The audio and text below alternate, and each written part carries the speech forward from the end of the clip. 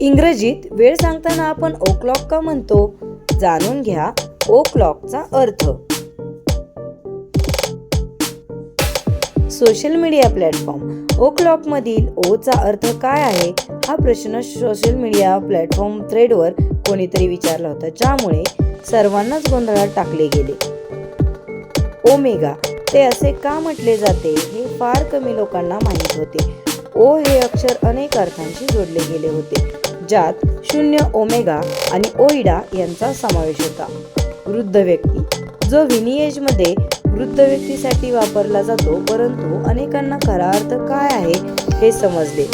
जेव्हा लोकांनी पहिल्यांदा वेळ सांगितली तेव्हा त्यांनी अनेक मार्ग वापरले. ओ क्लॉक, ज्यातून ओ क्लॉक हा शब्द उगम झाला. घड्याळ हा त्यापैकी एक होता. 12व्या शतकात जेव्हा घड्याळे इतकी सामान्य नव्हती, तेव्हा लोक वेळ सांगण्यासाठी अनेक मार्ग वापरत होते. घड्याळे सूर्याचा संदर्भ बिंदू म्हणून वापर केला जात असे, परंतु सूर्याचा वेळ घड्याळाच्या वेळेपेक्षा वेगळा होता आणि हंगामी होता. तरीही घड्याळांपेक्षा वेगळे घड्याळे वेळेचे समान विभाजन करत असत. सौर वेळ. कोणीतरी घड्याळाच्या वेळेबद्दल बोलत आहे हे दर्शवण्यासाठी सौर वेळेच्या विरुद्ध ओ क्लॉक वापरले जात असे. उदाहरणार्थ, जर कोणी वेळ विचारली तर ते म्हणतील 9 ओ क्लॉक आहेत, जे 9 वाजले असे बदलले. अधिक गतिमान. गिझमोडोच्या मते 18व्या शतकात ओ क्लॉक या स्वरूपाचा वापर अधिक गतिमान झाला.